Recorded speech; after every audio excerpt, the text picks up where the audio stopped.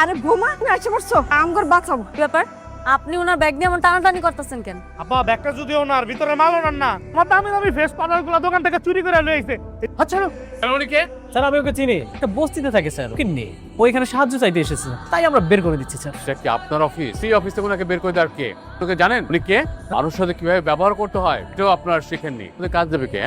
ও sorry sir, ভুলে গেছে। জি আমাদের উনি কে সেটা যখন পরেই জানতে পারবেন। তো ধরে নিতে পারেন যে আপনারা পাচ্ছেন না। কেন স্যার? স্যার আসলে সরি, আমার বুঝতে পারিনি। সিকিউরিটি দুজনকে বের করে দিয়ে আসো, যাও। স্যার আমরা খুবই সরি স্যার, আমাদের মাফ করে দেন স্যার। আপনি একটা ফোন করলে পারতেন, আমি গাড়ি পাঠিয়ে দিতাম। না না, আসতে তো কোনো অসুবিধা হয় নাই, আমি আসতে পারছি। ঠিক আছে ম্যাডাম। আপনার বাবা আমার স্যারের ছবি, এটা হচ্ছে স্যারের চেয়ার। এই চেয়ারে বসে স্যার অফিস করতেন। থেকে আপনি সবকিছু দেখাশোনা করবেন। বসুন ম্যাডাম। আজ থেকে আপনি অফিসের মালিক, স্যারের টাকা পয়সা বাড়ি গাড়ি সবকিছু মালিক আপনি। এখন থেকে আপনি সবকিছু দেখাশোনা করবেন ম্যাডাম। আমি তো অত বেশি লেখাপড়া করি নাই, কেমনে কি করতে হয় আমি তো জানি না। ম্যাডাম সবকিছু আমি সামলাবো, আপনি শুধু কোম্পানির মালিক হিসেবে পেপারসে সাইন করবেন। আমাদের কোথায় কোন প্রজেক্ট হচ্ছে সবকিছু আপনাকে বুঝিয়ে বলা হবে। আচ্ছা ঠিক আছে। সিকিউরিটি ফোর্স দেখছেন, এরা আপনাকে সার্বক্ষণিক কুর্টি দিবে। রবি সাহেব, শুনুন। এই শহরের সবচেয়ে ভালো ফ্যাশন ডিজাইনারকে আপনি সংবাদ দিন। ম্যাডামের জন্য ড্রেস বানাতে হবে। না কি কইতেছেন? আমি এরকম সাধারণ জামা কাপড় পরেই অফিস করতে চাই। তো ম্যাডাম ওকে তো বিভিন্ন কোম্পানির সিও ম্যানেজিং ডিরেক্টরের সাথে মিটিং করতে হবে। আপনি আমাদের কোম্পানির মালিক হিসেবে সে মিটিং অ্যাটেন্ড করবেন। আর আজকে আমাদের একটা মিটিং আছে। কি কোন?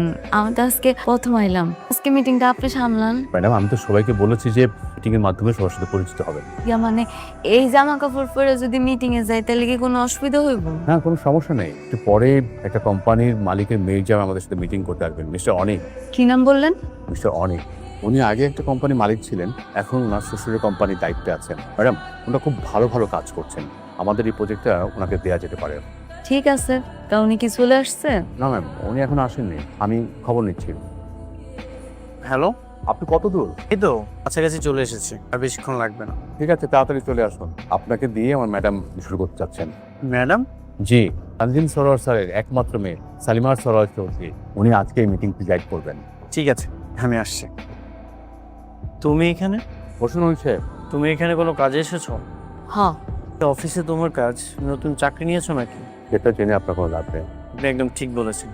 গতকাল দেখেছিলাম একটা ব্যাংকে আপনাদের নামে ভুয়া কার্ড নিয়ে গেছে, সেই জন্যই কি ওনাকে ডেকেছেন? এটা আমাদের কোম্পানির পার্সোনাল বিষয়, এই বিষয়ে আপনাকে ভাবতে হবে না। আপনি যে বিষয়ে আসছেন ওই বিষয়ে মিটিং। আপনি একদম ঠিকই বলেছেন। আপনি হয়তো জেনে থাকবেন এই দেশে আমরা অনেকগুলো প্রজেক্ট যত্ন সহকারে কমপ্লিট করেছি। এই যা ওনার সামনে কি মিটিংটা কমপ্লিট করব? হ্যাঁ, এটা থেকে কোনো সমস্যা? না, কোনো সমস্যা না। তাই বলে উনি এই মিটিংয়ে থাকবে? উনি কি খুব গুরুত্বপূর্ণ কেউ? হ্যাঁ, আপনি আবারও আমাদের কোম্পানির পার্সোনাল বিষয়ের কথা বলছেন। আপনি মিটিং শুরু করুন। মেঘলা এরকম হাজার হাজার কোটি টাকার অফিসে এত ভিআইপি মর্যাদা পাচ্ছে, ঘটনা কি, কিভাবে সম্ভব? অনিক সাহেব মিটিং শুরু করুন। যেটা বলছিলাম, আপনি যদি খোঁজ খবর নিয়ে থাকেন তাহলে আমার কোম্পানি সম্পর্কে আপনি ধারণা পেয়ে যাবেন। আপনার কোম্পানি? কয় কি? আপনার কোম্পানি নাকি আপনার শ্বশুরের কোম্পানি? মানে? মানে হইল কোম্পানিটা আপনার শ্বশুরের। রমজান সাহেব, আপনাকে কোনো কিছু জিজ্ঞাসা করলে আপনি বলতেছেন আপনার কোম্পানির পার্সোনাল বিষয়, কিন্তু উনি তো আমার পার্সোনাল বিষয় নিয়ে কথা বলছেন। প্লিজ ওনাকে এখান থেকে চলে যেতে বলেন। পার্সোনাল মানে? আমরা আপনাকে এত বড় একটা কাজ দিচ্ছি, আপনার কোম্পানির ব্যাকগ্রাউন্ড সম্পর্কে জানবো না? আপনি কি ধরনের কথা বলছেন? আপনি আমার কোম্পানির ব্যাকগ্রাউন্ড সম্পর্কে জানতেই পারেন, কিন্তু উনি কেন কথা বলবেন?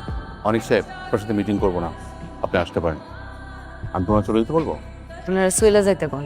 অনিক সাহেব আপনি আসতে পারেন এখন। চলে যাব মানে? আপনি ওর কথায় আমাকে চলে যেতে বলছেন? হ্যাঁ বলছি, ওনার কথায় আপনাকে চলে যেতে বলছি। এই কাজটা আমরা আপনাকে দিতে পারছি না। রমজান সাহেবের মতো মানুষ মেঘলার ইশারায় আমাকে বের করে দিল। যাচ্ছেন না কেন? যান। অফিসে ওর এত দাপট, ওর একটা কথায় কোটি টাকার প্রজেক্ট চলে গেল। আপনাকে ধন্যবাদ। Thank you madam. আসসালাম। কি লাগবে বাবা? এটা একটু দেখি তো। খুব ভালো একটা প্রোডাক্ট, দেখেন। আচ্ছা এটার দাম কত? এটা আবার 2650 টাকা। আচ্ছা এই করেন আপনি একটা ফেস ওয়াশ দেখান তো।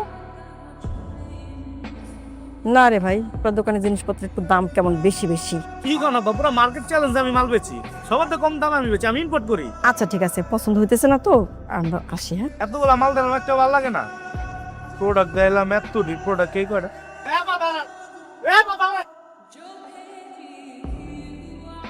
দাঁড়ান দাঁড়ান, কি করতেছেন এসব?